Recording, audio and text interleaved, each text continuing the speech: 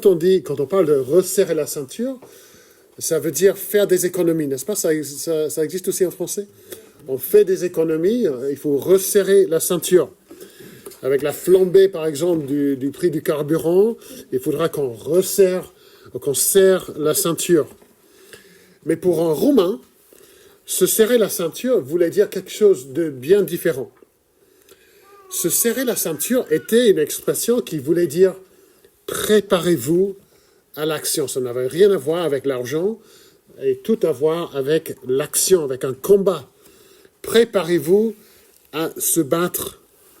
Paul, vous vous souvenez, parle aux chrétiens à Éphèse et à nous aussi pour nous préparer pour un combat.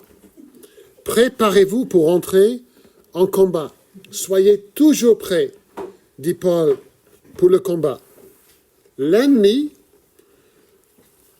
peut nous tendre une embuscade à n'importe quel moment. Et pour être prêt pour le combat, prêt à résister aux manœuvres du diable, il nous faut quoi exactement? Il faut serrer la ceinture. Mais pas n'importe quelle ceinture, la ceinture de la vérité. Verset 14, « Ayez à vos reins la vérité pour ceinture. » Une autre traduction dit, « Ayez la vérité comme ceinture autour de la taille. » Si vous n'avez pas la vérité, dit Paul, si vous ne connaissez pas la vérité, vous ne serez jamais prêt pour ce combat spirituel qui vous attend.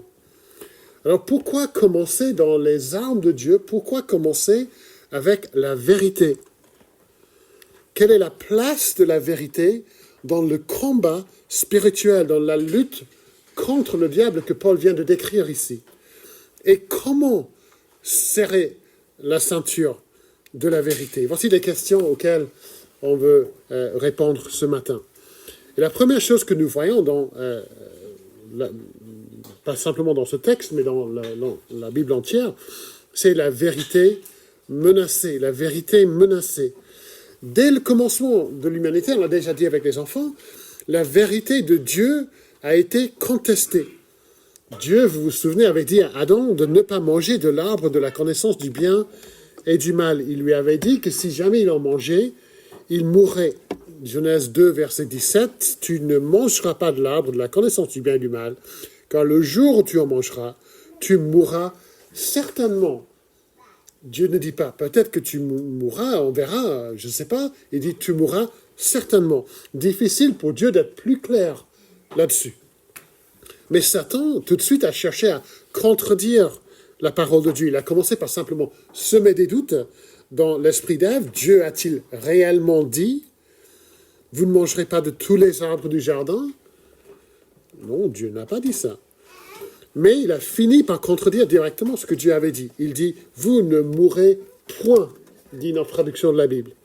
Ève entend deux versions contradictoires. Dieu dit, vous mourrez certainement. Le diable dit, vous ne mourrez point. Les deux ne peuvent pas avoir raison.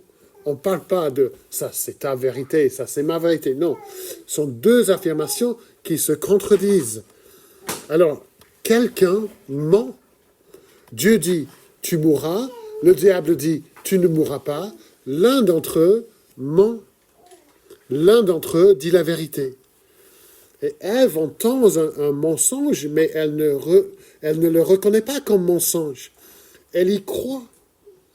Et elle trébuche, elle chute, car elle oublie la vérité, ou elle rejette la vérité. Elle n'est pas suffisamment ancrée dans la vérité pour éviter cette chute. Et le premier acte du diable dans ce monde était de mentir, de présenter un mensonge comme une vérité. Et Adam et Ève finissent par rejeter plusieurs vérités sur Dieu en acceptant le mensonge du diable. Ils rejettent la vérité que désobéir à Dieu, c'est grave. Ils rejettent la vérité que Dieu est bon et bienveillant. Ils rejettent la vérité que la parole de Dieu est fiable et vraie. Toutes ces vérités, ils rejettent pour ce mensonge. Satan ment. le peuple de Dieu croit ces mensonges et les conséquences sont catastrophiques. Et dans la Bible, Satan est reconnu comme un menteur qui cherche à tromper le peuple de Dieu et à l'emmener dans l'erreur. Écoutez ce que Jésus dit à son sujet dans Jean 8, on l'a déjà vu. Il a été meurtrier dès le commencement et il ne se tient pas dans la vérité, parce qu'il n'y a pas de vérité en lui. N'oubliez pas que Paul parle d'un combat avec ce diable que Jésus décrit. Lorsqu'il profère le mensonge, il parle de son propre fond, car il est menteur et père du mensonge. Chers amis, nous avons tous un ennemi qui ne se tient pas la vérité. Il n'y a pas de vérité en lui. Il est menteur et père du mensonge. Vous vous rendez compte? Satan cherche toujours à nous séduire et à nous détruire par des mensonges. Il profère le mensonge pour nous éloigner de la vérité, pour nous éloigner de Dieu, qui est la source de toute vérité. Et le combat spirituel dont Paul parle dans ce chapitre, il est d'abord et avant tout un combat pour la vérité. Qu'est-ce qui est vrai? Qu'est-ce qui est vrai au sujet de Dieu, au sujet de l'humanité, au sujet de moi et de vous, et de notre relation avec Dieu? Qu'est-ce qui est vrai? Il y a un danger constant d'être séduit par des mensonges, de construire sa vie sur des mensonges, de dire, je ne sais pas si c'est vrai, mais il vaut mieux savoir si c'est vrai. Paul écrit au jeune Timothée au sujet des dangers pour l'Église, et il dit dans 2 Timothée 4, « Car il viendra un temps où les hommes ne supporteront pas la saine doctrine, mais détourneront l'oreille de la vérité et se tourneront vers les fables. » La vérité est menacée. Satan cherche à nous éloigner de Dieu par ses mensonges. Alors, quelles sont les vérités les vérités les plus menacées de nos jours? Au sujet de quelle vérité Satan nous dit-il encore, Dieu a-t-il réellement dit? On n'a pas besoin de chercher très loin dans la Bible. Au commencement, Dieu créa les cieux et la terre. Tout a été créé pour lui et par lui. Par lui et pour lui. Satan dit, au commencement, pas de Dieu, pas de créateur. Dieu dit, au commencement, Dieu. L'un des deux ment.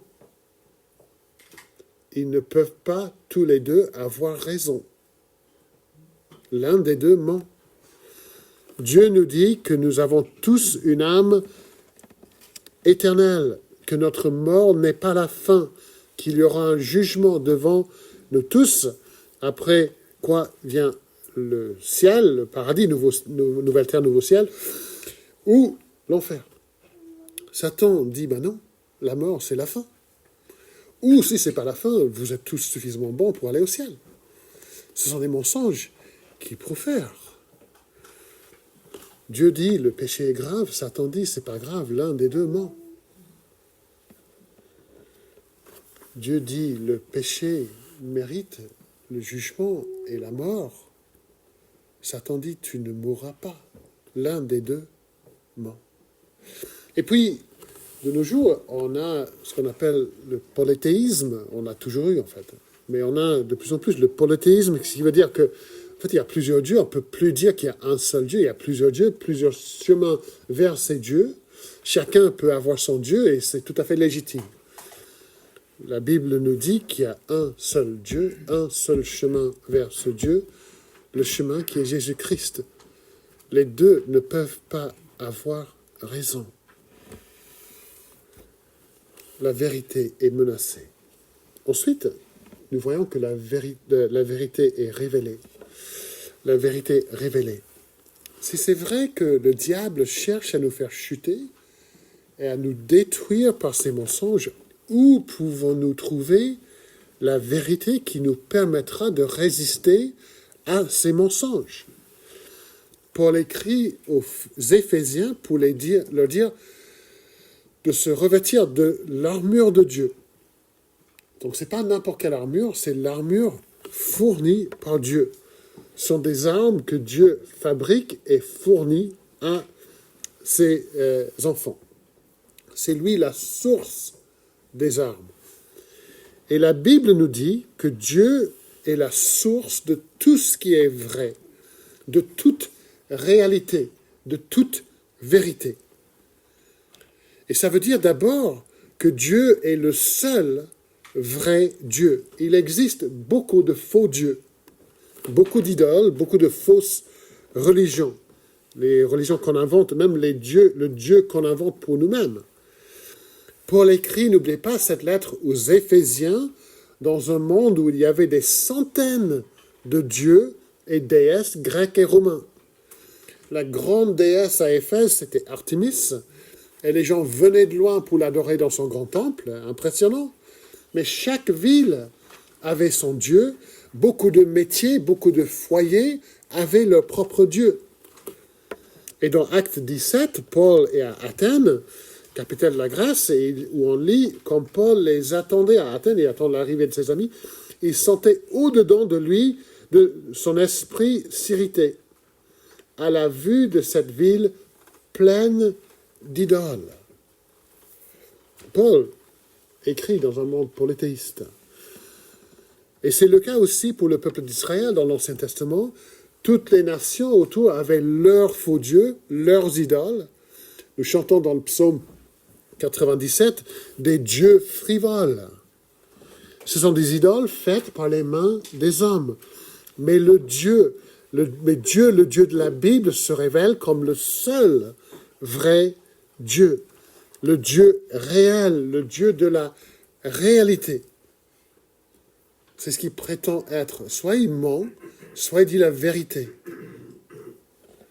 Il est le Dieu qui a toujours existé et qui existera éternellement. En dehors de lui, il n'y a pas de vérité. Et Dieu n'est pas seulement la grande réalité de cet univers, le seul Dieu vivant, il est aussi le Dieu dont toutes les paroles sont vraies et dignes de confiance. Et nous trouvons sa parole dans la Bible. Elle prétend être la parole de Dieu vivant. Elle prétend être vraie, fiable, inspirée par Dieu. La parole même de Dieu. Et le psaume 19 parle de la révélation de Dieu et dit « La loi de l'Éternel est parfaite, elle restaure l'âme, le témoignage de l'Éternel est véritable, il rend sage l'ignorant, les ordonnances de l'Éternel sont droites, elles réjouissent le cœur, les commandements de l'Éternel sont purs, ils éclairent les yeux, les jugements de l'Éternel sont vrais, ils sont tous justes. » Et Jésus dit, au sujet de la parole de son Père, « Ta parole est la vérité. » Et nous pouvons être sûrs que lorsque nous ouvrons notre Bible, la parole de Dieu, nous lisons la vérité. Nous lisons la vérité sur Dieu, sur nous-mêmes, sur la vie, sur la mort, sur le mal, sur le péché, sur le jugement, sur le salut acquis par Jésus-Christ à la croix. Et Satan, pendant des siècles, a cherché à détruire ce livre, à miner son autorité, mais il a échoué. On a une source, dans la Bible, on a une source fiable de vérité. Le cœur et l'esprit humain ne sont pas fiables. Peut-être que je me trompe, mais rien de ce qui provient de l'homme n'est entièrement fiable. Ça ne veut pas dire que l'homme ne peut jamais dire la vérité. Mais l'homme peut se tromper. Nous nous trompons. Dieu ne se trompe jamais. Donc Dieu révèle la vérité en sa parole, mais il va encore plus loin, bien plus loin. Il révèle la vérité non seulement en sa parole, mais aussi en la personne de son Fils Jésus-Christ. La parole incarnée, la vérité incarnée. Jésus prétend être la vérité, dire la vérité. Tout ce qu'il dit est vrai. Nous avons lu déjà le prophète Ésaïe, mais Ésaïe dit encore dans Ésaïe 53, « Il n'a point commis de violence, il n'y a point eu de mensonge dans sa bouche. » Encore et encore dans son ministère, Jésus enseigne en disant « En vérité, je vous le dis. » 25 fois dans l'évangile de Jean. « En vérité, je te le dis, si un homme ne naît de nouveau, il ne peut voir le royaume de Dieu. » Soit il dit des mensonges, soit il dit des vérités. Mais Jésus prétend non seulement dire la vérité, il prétend être la vérité. Il est la grande réalité dans l'univers. Et si on construit une vision du monde qui exclut Jésus-Christ comme le centre de toute chose, le Fils de Dieu, ce sera une vision du monde erronée, une compréhension du monde trompeuse. Tout ce que nous croyons sur tout doit commencer avec cette réalité. Jésus-Christ est la vérité. Jésus-Christ est Dieu et Seigneur. Voici la vérité. Ce n'est pas simplement la vérité pour ceux qui croient, c'est la vérité que les gens y croient ou pas. C'est une vérité éternelle, une vérité universelle. Si vous vous trompez sur la personne de Jésus-Christ, si vous ne le reconnaissez pas comme la vérité, vous pouvez être très sincère en tout ce que vous faites, très zélé, mais vous loupez la vérité, la grande réalité. Je me souviens d'un examen que j'ai fait à l'école. Mes deux meilleures matières, c'était français et allemand. Et j'avais souvent de très bonnes notes, surtout en allemand. Et donc, quand on faisait un examen, j'étais toujours assez confiant. Je ne m'inquiète pas, je vais avoir une bonne note. C'était toujours comme ça. Jusqu'au jour où le prof m'a rendu mon examen. Et on a dû écrire pour répondre à des questions. Et j'avais écrit 250 mots, en allemand impeccable, pas de faute. Et j'ai vu 0. C'est pas possible. Il m'a mis un 0. Je n'oublierai jamais ça. En allemand, j'ai jamais eu 0. J'en ai eu dans d'autres matières, mais pas en allemand. Et là, 0, point d'exclamation. Non, c'était 0, mais à côté, 2 mots. L'équivalent de 2 mots en français. Hors sujet. Hors sujet. Ce que j'avais écrit, c'était beau. Mais ce n'était pas la bonne réponse. J'avais pas compris la question. Fais pas ça dans tes examens. Non, mais j'avais pas compris la question. Je croyais que j'écrivais ce qui était vrai, ce qui était bien. 0. Ma réponse était bien structurée. Introduction, 3 points, conclusion, argument et tout. 0. C'était beau, ma réponse.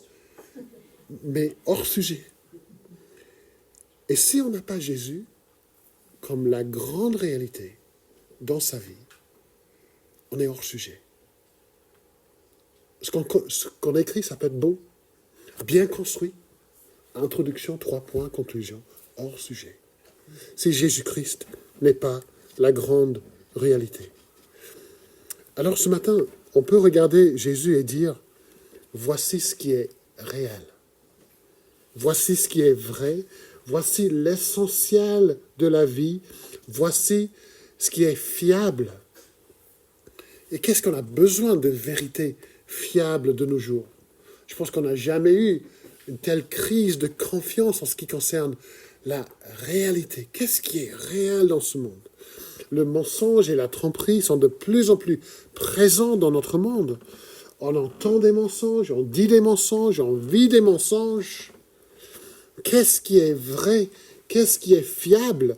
Qu'est-ce qui est digne de confiance? Sur quoi est-ce que je peux construire ma vie? Du sable ou sur le roc de la vérité? Jésus dit, moi, je suis la vérité. Et la confirmation que Jésus est vraiment la vérité, la preuve ultime, c'est quoi? La preuve ultime se trouve dans sa résurrection. 3 jours après sa mort, la résurrection qu'on a célébrée dimanche dernier, à plusieurs reprises dans sa vie, Jésus dit qu'il va mourir et ressusciter 3 jours plus tard. Qui ose dire une telle chose? Vous et moi, nous n'oserons jamais dire une telle chose. Ce serait un mensonge et très vite reconnu comme mensonge après notre mort. Mais 3 jours plus tard, Jésus sort du tombeau pour confirmer que tout ce qu'il avait dit était vrai, pour confirmer qu'il était bel et bien la vérité. Nous lisons dans les récits bibliques, vous le verrez comme il vous l'a dit, quand il disait la vérité. La vérité révélée. La vérité menacée, la vérité révélée, et finalement, la vérité reçue et vécue. Encore une fois, je mets 2 ensemble pour ne pas faire trop long, mais bon. Reçu et vécu. Parce que ça ne suffit pas de juste recevoir. On verra ça tout à l'heure. Dans le verset devant nous ce matin, Paul dit « Ayez à vos reins la vérité pour ceinture ». Alors la ceinture n'était pas vraiment une arme, mais plutôt un sous-vêtement. Ça faisait partie des sous-vêtements du soldat. Mais elle était quand même essentielle pour permettre aux soldats de marcher ou de courir ou de s'engager dans un combat corps à corps, sans être gêné. Le soldat portait, à l'époque, le soldat romain portait une tunique faite d'un seul bout de tissu, long, carré, avec des ouvertures pour la tête et les bras. Et la ceinture, en attachant la ceinture, ça empêchait la tunique de gêner ses mouvements. Et la tunique sans ceinture ferait facilement chuter ou empêcher le soldat et le rendrait vulnérable aux attaques. Il fallait serrer la ceinture pour pouvoir bouger, pour pouvoir être prêt pour le combat. Et chers amis, Satan veut nous faire croire ses mensonges. Il veut nous faire chuter par ses accusations et ses mensonges. Il veut nous éloigner de Dieu. Et Paul nous appelle à résister grâce à la vérité, mais pour le faire, il ne suffit pas de savoir que la vérité existe. Nous devons d'abord recevoir la vérité et la reconnaître comme la vérité. Nous devons reconnaître que nous n'avons pas la vérité en nous-mêmes, que nos cœurs pécheurs nous trompent. Nous avons besoin du Saint-Esprit pour ouvrir nos cœurs à la vérité, pour recevoir la vérité. Si nous allons comprendre la vérité de la Bible, cela viendra uniquement grâce au Saint-Esprit. L'homme naturel ne comprend pas ces choses. Nous dépendons autant du Saint-Esprit que les premiers chrétiens. L'Esprit doit œuvrer en nous, dans nos cœurs, pour nous rendre prêts à recevoir la vérité, pour nous rendre capables de recevoir la vérité. Nous avons chanté dans le psaume 43, « Envoie ta lumière et ta vérité, qu'elle me guide. Envoie-les. » Si Dieu ne les envoie pas avec son esprit, on sera toujours dans les mensonges. Envoie-moi la vérité. Et l'apôtre Jacques dit dans Jacques 1, 21 que nous devons recevoir la parole avec douceur. Nous recevons la vérité avec douceur, avec humilité.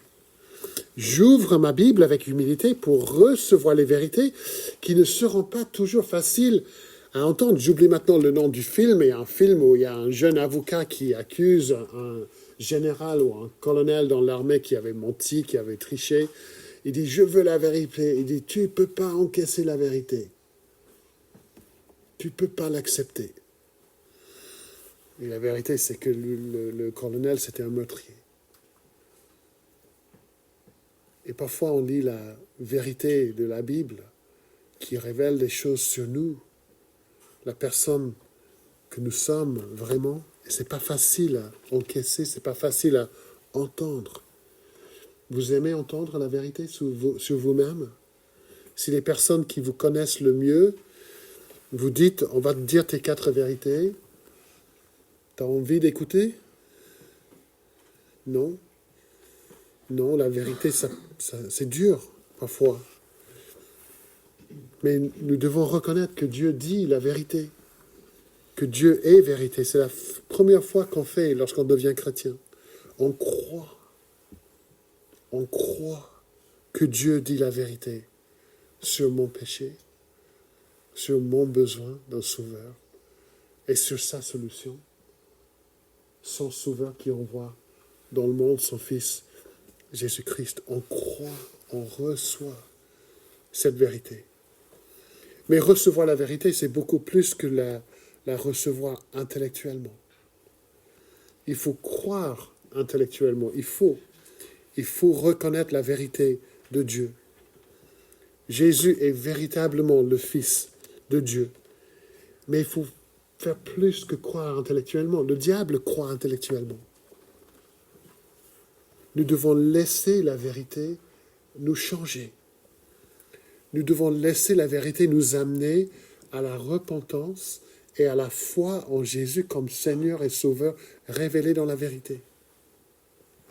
C'est ça la vérité vécue. Je la reconnais comme la vérité, mais je la laisse pénétrer en moi pour me changer, pour me transformer, pour gouverner, pour déterminer tout ce que je suis, tout ce que je pense, tout ce que je fais. Nous devons recevoir la vérité et laisser la vérité nous maîtriser. Nous cherchons à la maîtriser, mais nous voulons afin qu'elle nous maîtrise. C'est ça le but, c'est pas simplement juste de gagner des arguments ou d'avoir un débat intellectuel. On maîtrise la vérité pour que la vérité nous maîtrise. Nous devons recevoir Jésus, la vérité. Nous devons laisser Jésus nous maîtriser, nous gouverner, nous diriger par sa parole de vérité, par ses promesses qui sont toutes vraies. C'est comme un médicament quand vous devez prendre pour une maladie. Le médecin vous explique que vous en avez besoin. Vous acceptez ce qu'il vous dit. Vous acceptez que le médicament puisse vous guérir intellectuellement. Vous n'avez aucun doute. Vous n'allez pas commencer à dire au médecin « mais c'est du grand n'importe quoi ce que vous dites ». Non. Vous acceptez ce qu'il dit. Intellectuellement, pas de doute. Mais vous devez prendre le médicament. Vous devez le mettre dans votre bouche et le laisser pénétrer profondément en vous. Vous devez laisser le médicament agir en vous pour effectuer des changements qui vous permettront de résister à la maladie, de combattre la maladie. Juste reconnaître, le médicament est là, je le vois, je sais que ça peut me faire du bien. Il faut le prendre. Il faut laisser le médicament agir. Et lorsqu'on maîtrise la vérité, et sa vie est maîtrisée par la vérité, c'est là où on est préparé pour le combat. Dans le combat, Satan cherche à nous accuser, à nous dire que Dieu ne pourrait jamais pardonner ce péché-là. Laissez la vérité vous empêcher de chuter. Si vous péchez, sont comme le cramoisi, ils deviendront blancs comme la neige. Je resserre la ceinture avec cette vérité. Il va tout pardonner. Satan cherche à nous convaincre que ça ne sert à rien de nous repentir et de croire. Mais la vérité de la parole de Jésus nous dit « Celui qui vient à moi, je ne le mettrai pas dehors. Repentez-vous, afin que vos péchés soient effacés. » Satan, tu mens. Tu mens. Vous, les jeunes à l'école, lorsque vous entendez que l'univers a été créé sans aucun créateur, sans Dieu, que rien n'existe à part la matière qu'on peut voir et toucher, c'est un mensonge. Prenez la vérité de la parole de Dieu pour ne pas chuter, pour ne pas trébucher.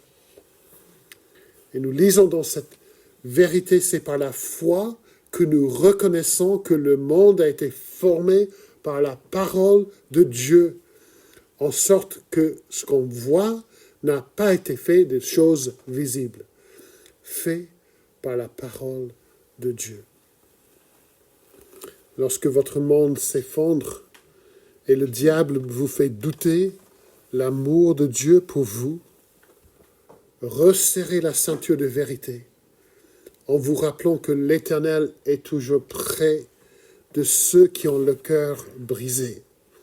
Et fortifiez-vous avec la vérité exprimée par Paul dans Romains 8, car j'ai l'assurance, c'est pas, je sais que c'est probablement pas vrai, mais j'ai l'assurance que ni la mort, ni la vie, ni les choses présentes, ni les choses à venir ne pourra nous séparer de l'amour de Dieu en Christ Jésus.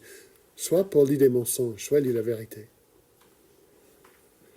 Lorsque Satan vous accuse en remettant votre péché sur le tapis, péché déjà lavé par le sang de Jésus, déjà pardonné par la grâce de Dieu, mais le diable ment, il sème des doutes, resserrez la ceinture. Vous avez plusieurs ceintures là, dans votre commode. Prenez la ceinture de Romains 8, 1. Il n'y a maintenant donc aucune condamnation pour ceux qui sont en Christ. Satan dit, si vous serrez encore. Non. Mensonge, Satan, mensonge. Et lorsque vous entendez le mensonge que vos proches ne pourraient jamais devenir chrétiens, vous prenez la ceinture de la vérité de Romains 1, 16 et vous le serrez autour de vous, qui dit que l'évangile est la puissance de Dieu pour le salut de quiconque croit. Encore des mensonges. Je vous pose la question ce matin, très simple. Votre vie est-elle dirigée, maîtrisée par la vérité? Par la vérité de Dieu? Elle est fondée sur quoi, votre vie, ce matin? Sur vos idées à vous? Ce sont des idées fiables?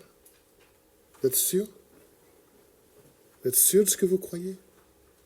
Ce que vous aimeriez bien penser? Ce que vous croyez sur Dieu? Sur vous? Sur la vie? Sur la mort? Certaines? Sur l'éternité? Est-ce bien la vérité? Nombreux sont ceux qui construisent leur vie sur les mensonges du diable.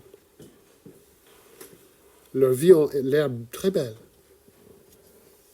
Mais il y a une faille fatale dans leur construction.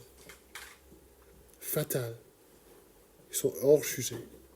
Est-ce qu'il y a des mensonges que le diable vous chouchoute à l'oreille ce matin? Prenez la ceinture de la vérité, chers amis, et resserrez-la. Prenez Jésus, la vérité, et tenez ferme. Amen.